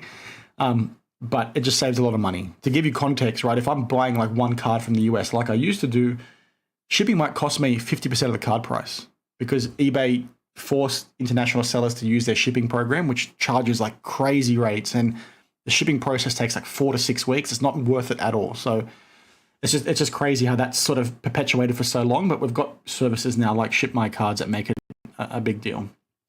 If you join the Perts thing, it helps Dan score a 2024 Submariner. Yes, that would be really appreciative to get one. But I don't think it's going to happen. I need to sell my body and sell some feet pics in order for that to happen, I think, mate. You've tried to prioritize Fox, as I've heard he may only sign 1 or 2 more times. That's not something I want to hear, but yeah, we'll see how we go. Like, if I want to get, I don't want to get like something randomly signed by him, maybe like a photo or something, but I would really like to get the hoverboard signed, but it's just way too expensive to send it up to the US. If somebody wants to help me out at the next signing session and get it signed, I'm happy to send it to you guys, but it's just really cumbersome. I don't know, you could trust the GameStop as a grip submitter for PSA. I think I said this at the intro, you may not have caught it. You know, I didn't explicitly mention this in my last video, but I don't trust any group submitter. My whole point around GameStop coming in was more around bringing competition, because there's going to be mums and dads that go to GameStop that want to submit stuff on behalf of their kids, right? Because their kids want to submit something, right? And they don't know how to submit to PSA. They don't know how to submit to BGS. They just want to go into the store and say, here's my crap. Can you send this off for my, annoying little kid that won't leave me the heck alone? So that's where they're going to get some momentum, I think. And I think ultimately they're going to make a lot of mistakes, which is why you should submit stuff yourself. But that's why I think they're going to be competitive, because there's going to be so many mums and dads out there. I think people are underestimating how much they're going to get through just from them, because there are so many kids that don't know how to submit to PSA or BGS, or parents that don't trust it. You have a light up shoe signed by MJF, my favorite item. That's amazing. Send me some photos. I really want to see what that looks like, actually. Because that would be top tier for me. There's probably no collectible that I want more than something signed by Michael J. Fox, if I'm being honest.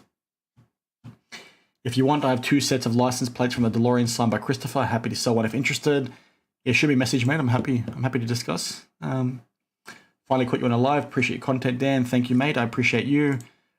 Ferterra's good, but their QC has been really poor from what I've seen. I bought some cards recently and they were all like miscut and just looked like trash. So maybe it's just, the random crap that I got. But yeah, keen to hear if that's just a consistent thing or if it's just a recent thing. Peaky Blinders would be nice. Or First Clerks, okay. Did they make any for the second film? I'm surprised they made some for the first film, to be honest. We had EB Games years ago. I think that's what GameStop used to be, right? And they rebranded as EB Games. Appreciate you and your opinion, and thanks for doing what you do. What do we get with YouTube membership? It's just something that I opened up. I priced at the lowest price that I could. I think it's like $1 US or something a month. Typically, I'll release videos, a couple of days early or half a day early. Is like the main perk, but you also get like your comments get highlighted, so I see them when you leave them on my videos and things like that. There's not a whole lot to it, to be perfectly honest with you. I think it's more around just supporting the channel. But again, no pressure. If you don't want to go ahead and do it, that's perfectly fine. But if you do, I'm obviously appreciative of your support. I'm not begging for it, so I want to make that clear, right? You guys don't have to do that to get my attention, because I'm going to respond to you guys, anyway. Are you planning on doing a personal collection video? Bet you have some bangers. I can do something in the future. I've been thinking about filming my shelf actually in more detail, so you guys can see what I actually have on there. I'm just trying to wait for the right time. I've got a bunch of cards sitting in the US that I'm waiting to come back to that I want to show as part of that, but let's sort of see. If enough of you guys want to see it, I'm happy to do it. Or maybe I'll do it on Instagram instead. We'll see. Guy bought a watch from Roman Schaff and got hit with taxes after thinking, sending the box empty back to Canada. Roman Schaff has got a few issues on his hands, right? Fox signed in Philly and they missed out as it was a decent portion of the cast. Crispin Glover would be a great auto. He doesn't sign back to future stuff from my understanding. He's actually like really turned off with the whole process. And I think, if I remember correctly, because of him, we actually have some law changes with this whole AI situation. Because for those of you guys that are not across the situation, Crispin Glover played, what's his name? Played Marty's dad in the film. George McFly. My brain is not working today. Sorry, guys. And in the second film, he didn't come back for it because he had like a dispute with the director. I think really bad working relationship. And what they went on to do was they used his likeness in the second film without getting his permission, right? They made the actor look exactly like him. So I think he tried to sue them. I think they settled out of court. I could be wrong. But the whole conversation has come back up again because of the whole AI deep fake stuff that's going on now in Hollywood. So I don't think he signs that stuff. You'll be using CGC. I'm not a big fan of group submitting. Yeah, like I don't trust it. Like, who's to say they're going to stop your card? Who's to say that they're not going to damage your card? It's unnecessary risk. Hit enter too fast on the watch. He wore the watch on the flight and said he owned it prior to coming to America. Got snagged after they opened the box and hit with 12K taxes and fines. Yes, you see this happen a lot here in Australia too. People will claim the GST as they're leaving the country, then have to pay it when they come back in because they think they're smarter than Border Force, who are not stupid, guys. Don't be stupid. Used to ship a lot of stuff to Australia. You just need to send it as a gift. I think they're a lot smarter with that these days, and eBay now actually calculates it for you automatically because so many people were dodging taxes. So you can't avoid it through that method anymore unless you're doing like a private sale. But even then, like, is it really worth tax evasion for 10, 20 bucks? Because you're going to get fined a crap load. To give you guys context, when I sent off my CGC submission, I dropped it off at the Macau show. These were all cards that I've owned for many, many years. I dropped it off at the Macau show in December.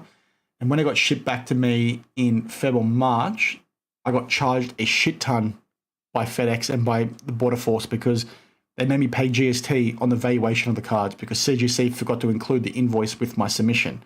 I ended up getting, most of that reduced because I ended up only paying the GST on the service, the amount I paid for CGC, but they do watch that stuff very closely is the point I'm trying to make. So if you're trying to avoid taxes, you're an idiot, basically. I know everyone wants to try and do that, but it goes to, all the hate Jeff Wilson got in the last couple of weeks, right? There are so many people that are avoiding taxes in this space. Just pay the damn thing. Like it's not worth getting in trouble over. So yeah. Any other questions? It seems I've caught up on the chat. I'm actually proud of myself for catching up that bloody quickly, to be perfectly honest with you.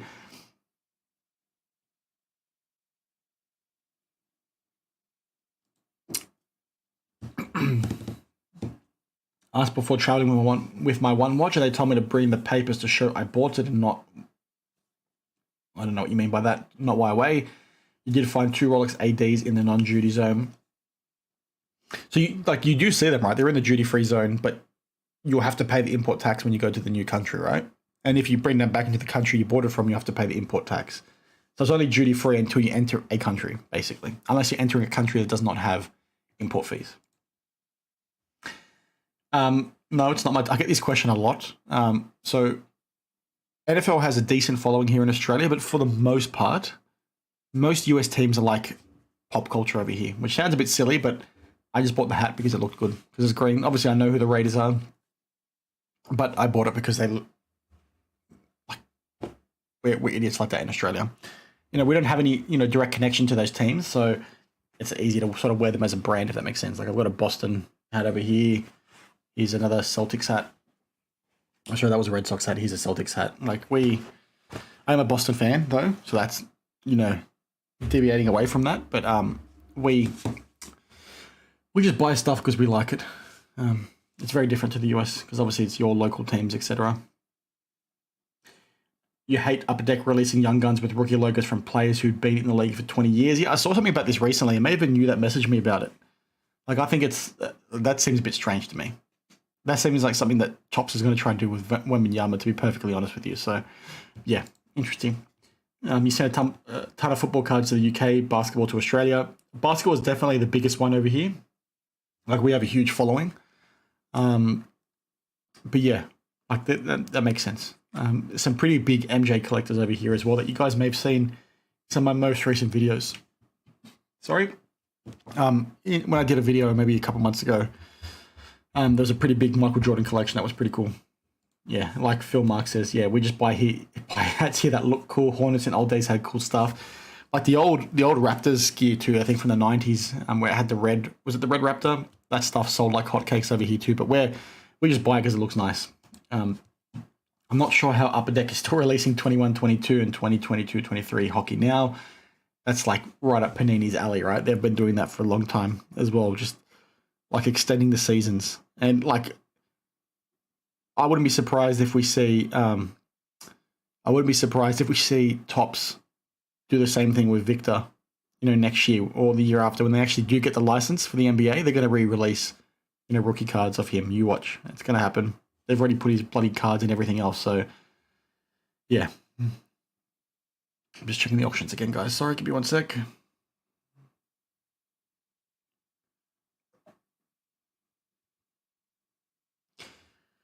All right, still winning. Let's see if I get this thing.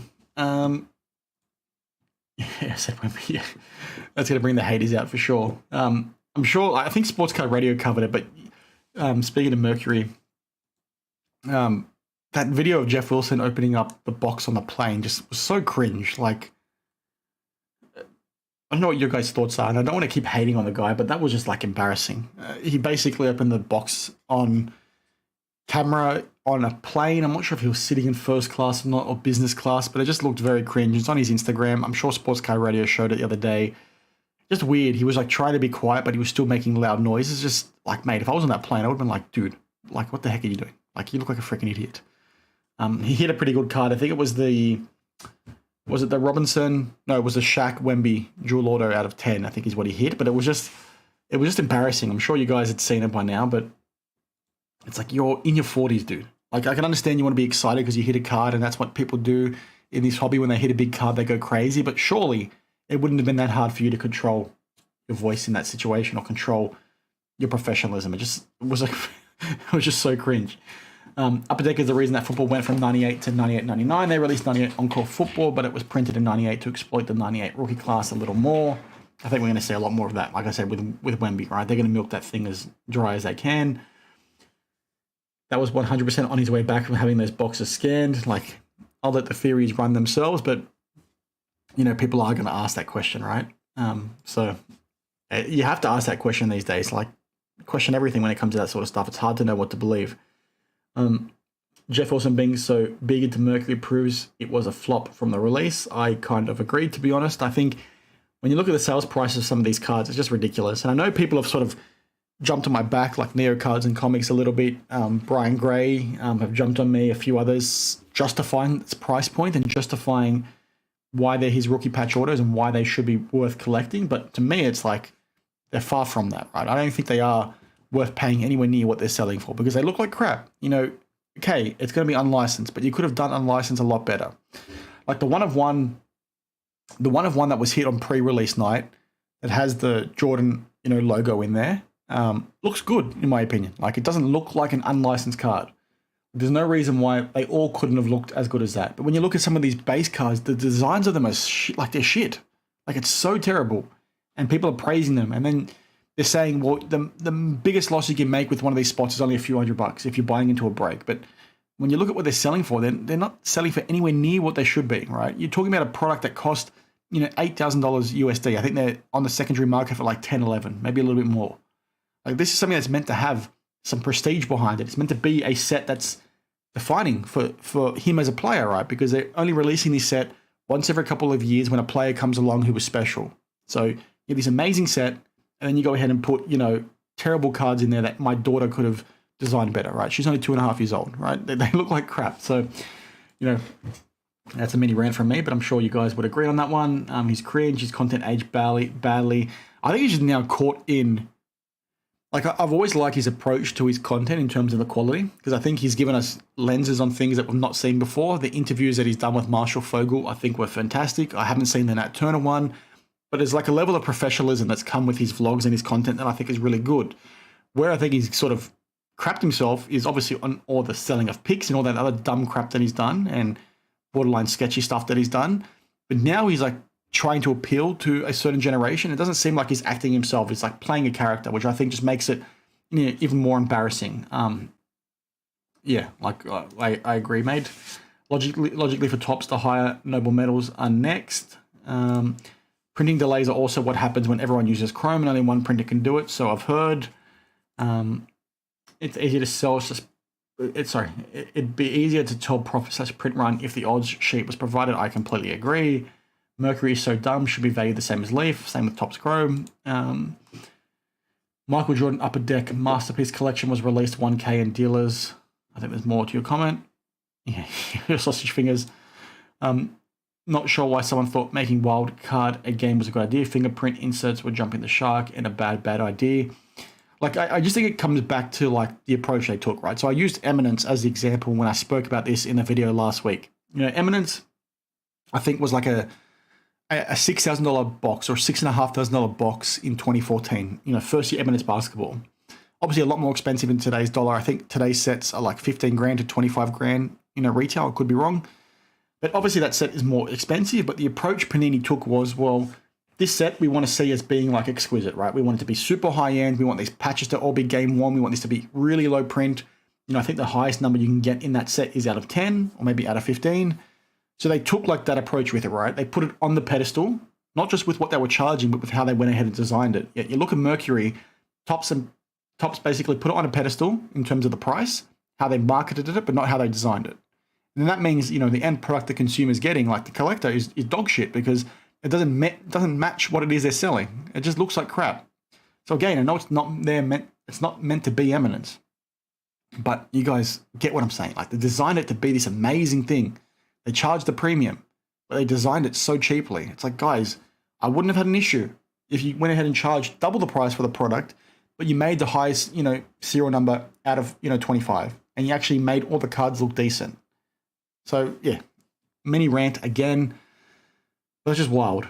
And like Crazy1 says, here's some of the inserts in Mercury, a direct copy from 97 and 98 top sets. And the funny thing is they don't look anywhere near as good as those corresponding sets they copied. And there's also like 50 one-of-ones. I think 53 one-of-ones in that set as well. Like crazy. You're diluting that guy's market so much. It's just insane to me.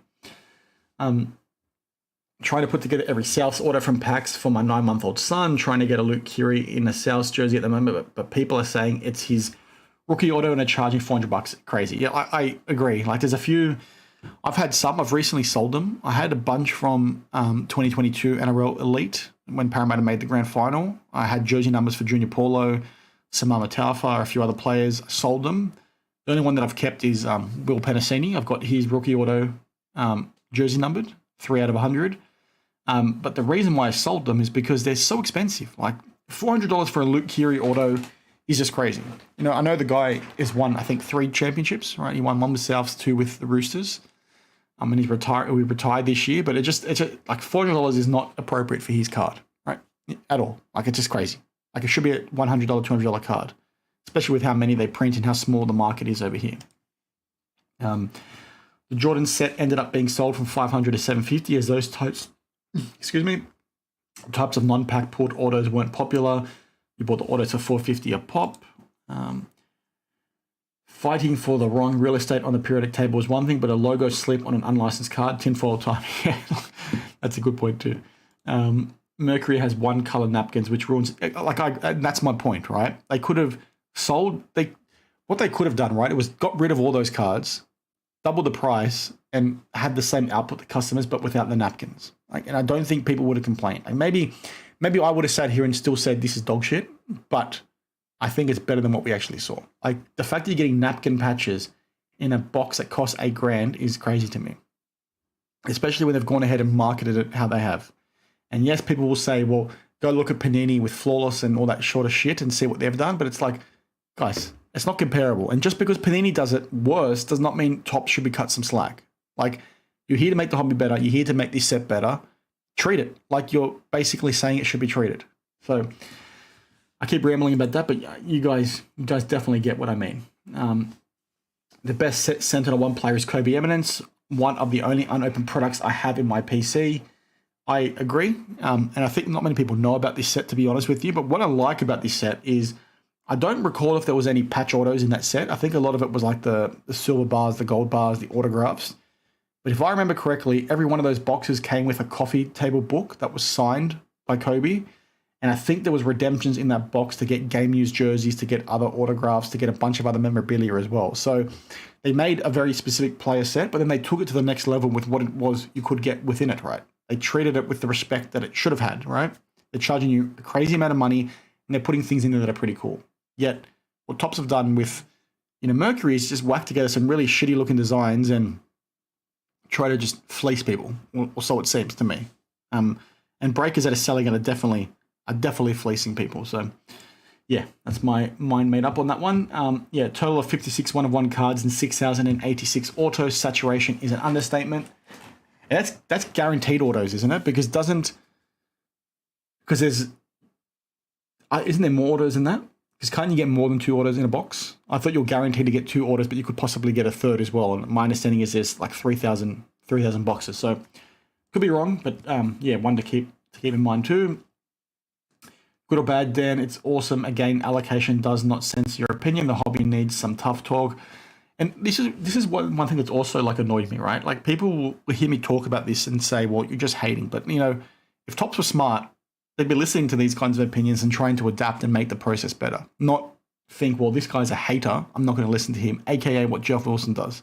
Jeff Wilson sees critiques and tries to sue people or tries to shut them down, like he's doing with this Cardboard Life on Instagram or some other accounts. It's like, let's listen to what people are saying about me and then try and improve. Like, is what they're saying making sense or not?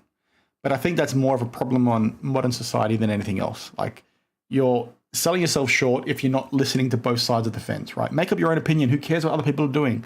But at least listen to what's actually out there so you can understand what the heck is happening.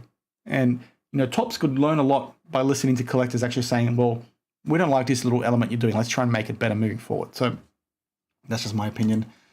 Do you think GameStop being a PSA middleman will cause a large amount of junk? Yeah, they're going to make a lot more junk slabs for sure, because I think their main customers are going to be mums taking their kids into that store to get things graded. I think that's fundamentally what their business model is going to be.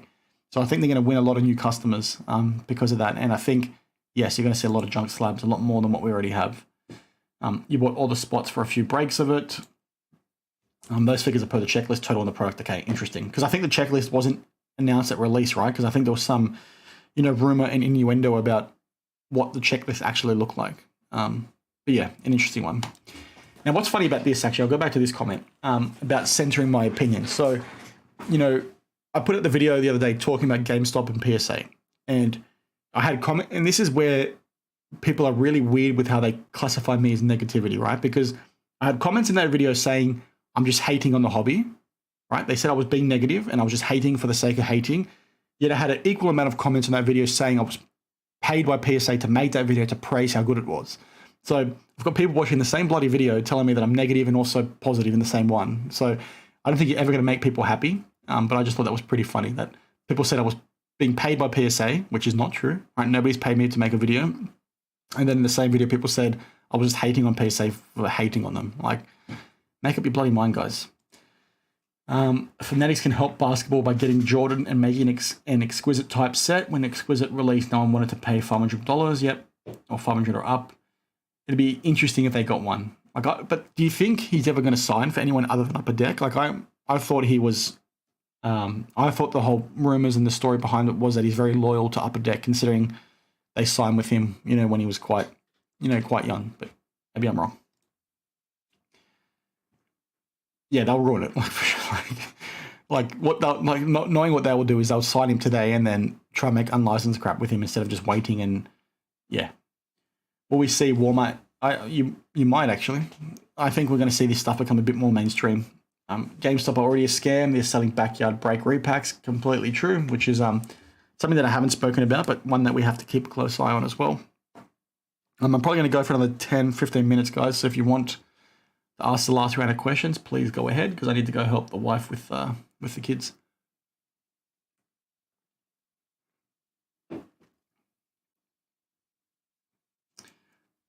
But apologies for burping into the mic, guys. Like, I'm not surprised to hear that, because it goes to what I've said earlier, right? I feel like a lot of the management in this industry is really amateur, and I think they caught guys that watch my videos regularly will hear me say this literally every other week. You've got businesses in this space with the risk appetite from 20 years ago, when the hobby was a lot smaller. There really wasn't that much money in it. Now there's millions. It's a multi-billion-dollar industry, yet they're treating it with the same level of approach they did back then. It's like, guys, there's a lot more money in it these days. You need to uplift policies. You need to uplift procedures. You need to change your game. You can't just do what you did before. You need to be receptive to this stuff. And like, to see stuff like this is not surprising, because you see mistakes that these companies make, and it's just crazy. Like, I'll go one step further with manufacturers, right? How many times do you see Topps or Panini put the wrong sticker auto on a player's card? Like, why does that still happen in 2024? I've said before, like, how difficult would it be for a company to come up with a repository and say, okay, this is what this player's autograph looks like. And then when you're the person that's sitting there sticking all these sticker autos on there, you can have it open up on that database and see, okay, this is what that player's autograph looks like. This is what my sticker sheet looks like. Why does my... That scared me, sorry. Why does my autograph on my sticker sheet look different? Like, why does that not exist? Like, that seems so basic. That's something that a company could implement tomorrow to fix all those problems with the wrong autographs going on there. And obviously, yes, athletes change their autographs all the time. But again, that could be a step in the process. Say, well, okay, well, it's different. Let me investigate. Let me talk to my supervisor. Like, why does that not exist? Why can you still have, Lionel Messi sticker autos going on random players? Why can you still have Cristiano Ronaldo sticker autos going on the wrong players? Like, it happens at least once a year with multiple players. So it's like, why is it happening? And apologies for my alarm going off. It's an auction and I'm waiting to end. But that goes to my point, right? Like, how difficult is it for them to try and do stuff like that? Like, I don't get it. That seems like a very basic one to try and do. But that shows the level of crap they basically have with how they operate. And I've lost my train of thought, so that's why I'm mumbling. Any comment about Fanatics IPO rumblings? I don't think I've heard anything for quite some time, actually. He's loyal. Also, they can't sell Upper Deck, as in McWilliams. Will the company has to be on? Yeah, like, the company can't sell, is what you're saying. You've been starting to buy a bit of women's football cards, mainly Matildas, like Mary Fowler.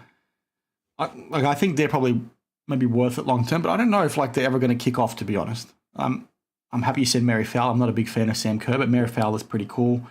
It'd be nice if, like, we got like a dual auto set of her and Nathan Cleary if they end up getting married or something. I think that'd be a pretty cool card to get released. Thanks for informative vids. Glad I caught the live. Appreciate you, mate. Thank you. Sticker autos need to be done away with, period. If it means autos become super rare to pull, I agree. But I literally think if they get rid of them, it'll be the death of the auto market. I don't think we'll see them anymore because I think it's going to be too expensive to get in-person autos. So I think they're here to stay, unfortunately. Appreciate you, mate. Have a good weekend. Futera, good example of improving. Having live sightings and filming them is what was needed after they had major problems with fake autos. I completely agree. That's another thing, right? Like, why is it not something these companies also use? The other thing I think is also important, back to this point is, let's talk about graders, right?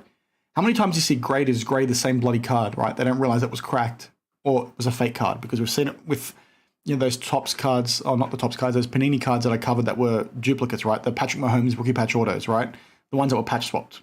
If they took a photo and actually referred to their repository in their database before they went ahead and graded the second copy, they would say, we've already graded this. Why are we doing this again? Like, why the two shield autos? When we look at the checklist, there should only be one. Like, that's another thing they could be doing, right? Having some kind of repository internally to check these things. Panini have a dual auto in Phoenix, but have put the sticker autos in the wrong place. I think we saw a bunch of that from Leaf 2 last year with some of these WNBA cards, if I remember correctly too.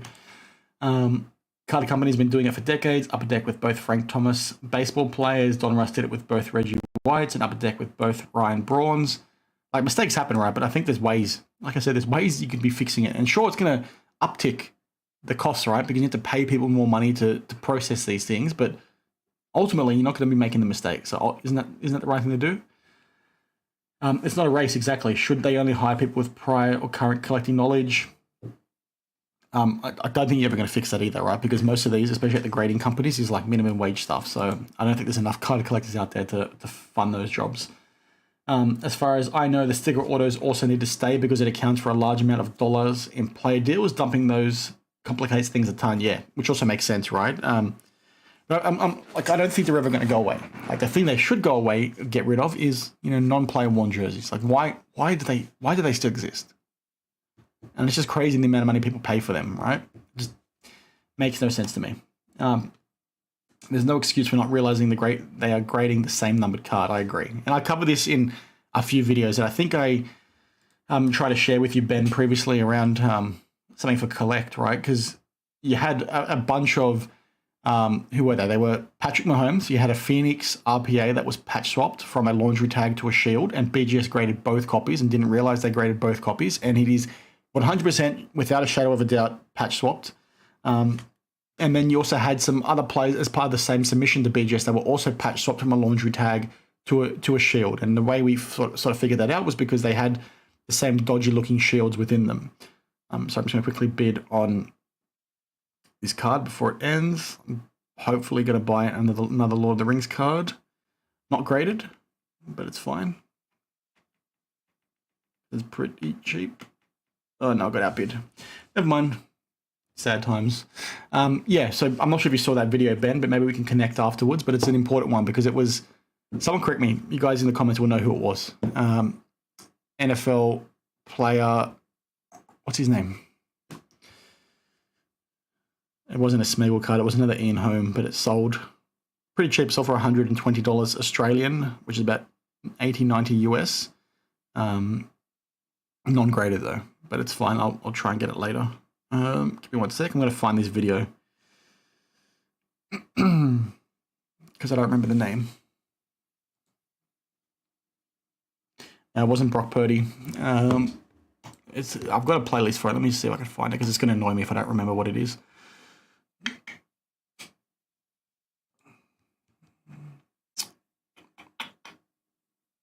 Oh, what's the dude's name?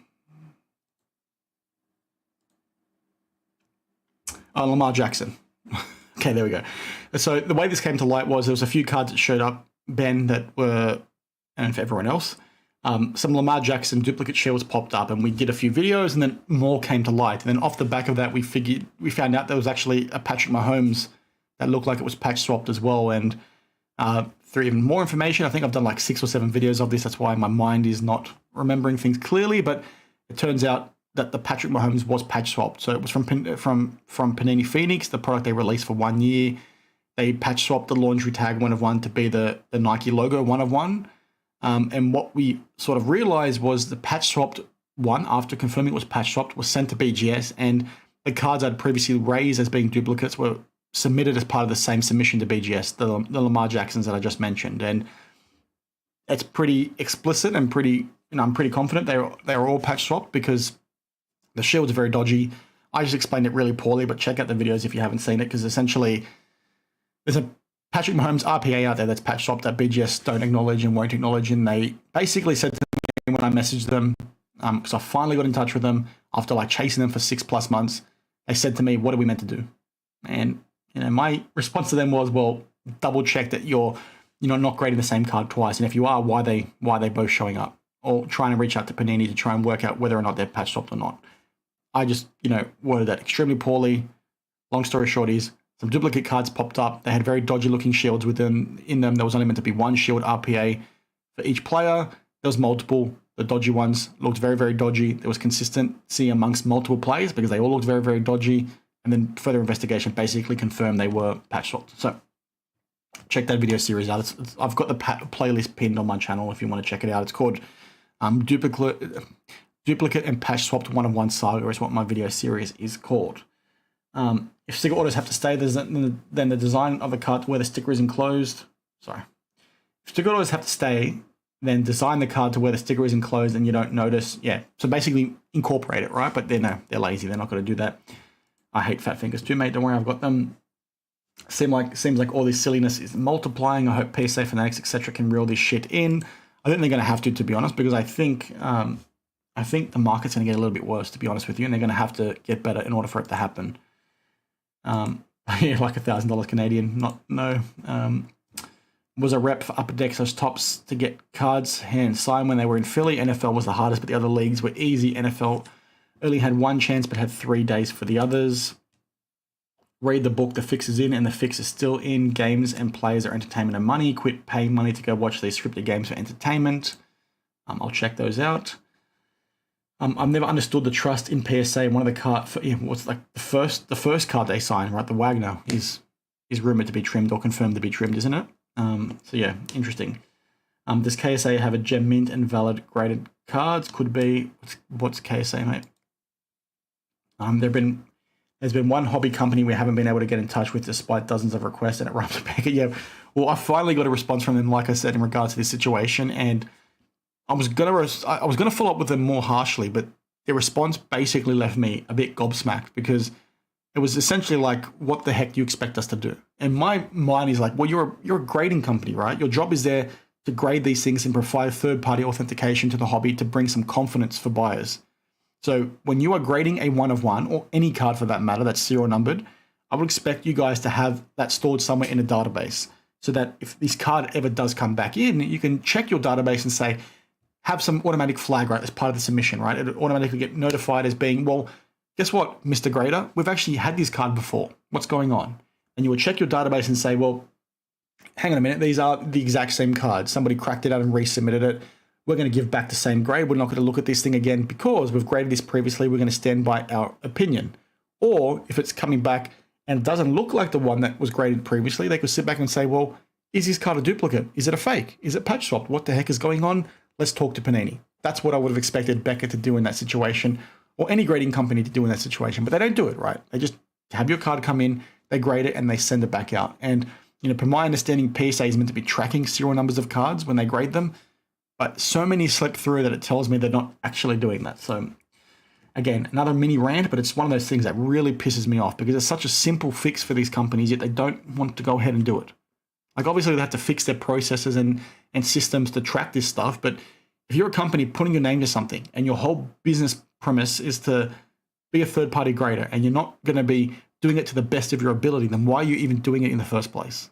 Like you need to be protecting your brand more than anything. And I don't get why they're not doing that in situations like this. Canadian Trust. Okay. Yeah, I don't really pay much attention to any of these other random grading companies, to be honest with you. You hold the uncut sheet the Gretzky Wagner was cut from. Who's ready to rip some mercury? Jeff Wilson definitely is. So I'll give it 4 more minutes and then I'll drop off. My computer is also about to restart from what I can see. So get your last few questions in and then I'll drop off and I'll try and do another one. I'll try and do another one again next week and have maybe a bit more structure on it. Try and get some guests coming on as well. Again, I just need to get into the habit of doing these probably the same time every week is ideally what I want to try and do. But obviously, given that it's right in the middle of my, Sunday, it's a bit hard when I've got, two young kids and a wife that wants me to do chores around the house, fix things around the house. You know how it is if you guys are married. You'll get exactly what I mean.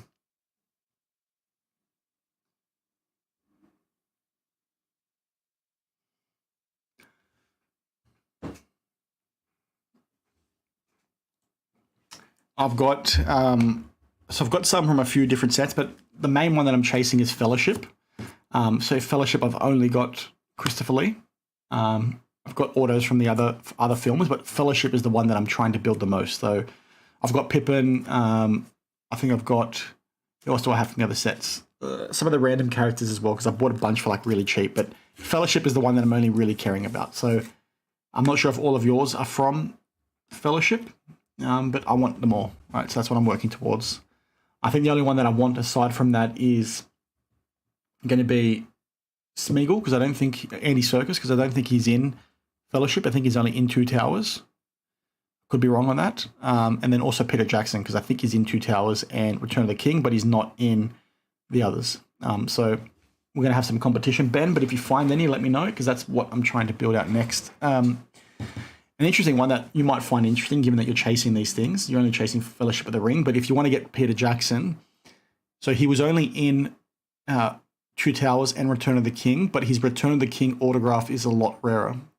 I think it's like 1 in every 1,000 packs or something along those lines for Return of the King. Yeah, it's crazy watered down.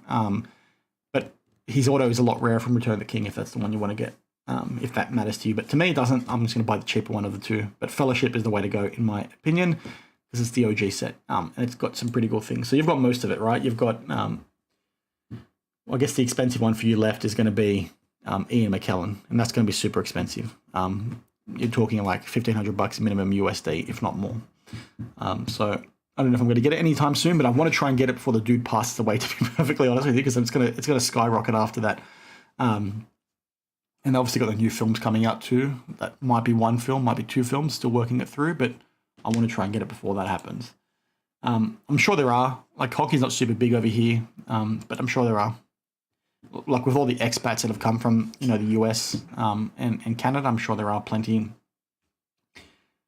Yeah, you can join too. I can get those two guys back on. Haven't done a live stream with them for a while. I did one with On Rail's channel a few months ago, but yeah, jump on. You can chat.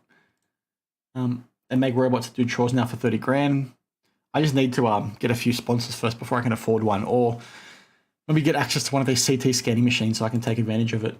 Patches in your photos theory is it's a strip, not a sheet, full sheet. I'm assuming this is where the Gretzky you're referring to was cut from in the Wagner. I'll look for the pics, the 5-cut strip. Yeah, send them on IG too, mate. We can chat afterwards. Unless you cut the scene where he's being tortured, somebody off screen and screams Baggins. Because you replied earlier, sorry, because he's not.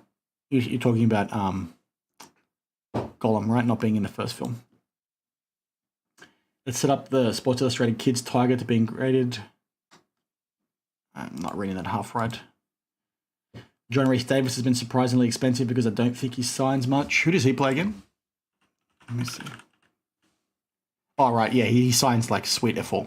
Like, yeah, he's another expensive one. So, like, Orlando Bloom is selling for a fair bit too, because I think he's like obviously more of a younger generation actor, so people like him. But I feel like he's one's overpriced, to be honest. But yeah, he's a cool one to get to, considering he's like involvement in the Lord of the Rings films, and a few others. Like, he's got really fun. Like, I could talk about the Lord of the Rings films for days, guys. But he's got another fun fact too. I think if you watch the documentary or whatever it's called, like the credits, the bonus features on the DVDs and stuff, they talk about him when he was doing like the scenes in the first film. He didn't do choreography at all. He just basically walked up to the stunt actors and was like, I'm going to like, I think the language was, I'm going to swing at you, then I'm going to swing at you, then I'm going to throw my axe at you, or something along those lines. So he sort of just went there and made it up as he went along, which is pretty funny. Yeah. I'd like to get the best PSA set registry for it, but someone has 4 of the 10s in their set and there's only 9 total across the 14 autos. I'll need to create some more. Yeah, I think that's the play though, right? The thing is though, I've seen a couple of the 10s and they don't look like 10s to me. And I've seen a heck of a lot of 9s that don't look like 9s to me, because these cards, like, as I'm sure you've seen, are brutal. Like, they are easily the worst paper stock that I've probably ever seen printed for cards. They have so many chips on them, so I'm curious to see the approach PSA is taken with them, because I don't think they've treated them like they should. Because almost every 9 that I've seen should not be a 9, and the same with the 10. So it is what it is. I'd be shocked if somebody can get a complete set of them as being PSA 10s. I'm working on a PSA 9 set. I've only got the 1 card from the first film, so it's going to be a bit difficult, but that's ultimately what I'm trying to do. I'm a bit disappointed, actually, because I touched on this in a video a couple of months ago. When I bought my Christopher Lee, the guy also had an Elijah Wood and Ian Holm graded as PSA 9s, and he was going to give me a really good deal, and we agreed on a price. And then he's like, great. And then I woke up in the morning and the Elijah Wood and the Ian Holm had already sold. So I just basically bought the Lee, maybe overpaid slightly, but I don't really care. But yeah, it's the top back edge, right? Because that's where, like, on the Fellowship, it's like a black edge, right? And it's brutal. Like, so yeah, I'm happy to let you know if I see any. Like, there's a bunch here in Australia, actually, that are raw, that you see at card shows all the time, because Aussies collect this stuff left, right, and center. But Ben, it sounds like we need to have a chat on Instagram to talk through this, because I'm like super keen to change these things. He was going to get all raw and make 1 sub, but the deal on the Bloom 9 was too good. I'm really nervous to send them in raw, to be honest, because like, just with how dodgy they look on the back edge. But it's, again, hard for me here in Australia, because like, I'm going to have to pay, number one, the exchange rate is dog shit at the moment. Like, I'm having to pay so much more money. The postage there is ridiculous, and then also the postage back. It's like, it kills all room for me to make profit off the back of them if I ever wanted to sell one, and it just takes too long. So maybe it's easier for you guys going to shows and stuff like that. I'm really jealous and envious of that, but yeah, it is what it is. Anyway, thanks, guys. I really appreciate the chat. Hopefully I made sense of the last hour and a half, hour and 50 minutes, whatever it's been. But I'll see you guys in the next one. Really appreciate it, and I'll try and do this a bit more regular. So Thanks, guys. I'll see you next time.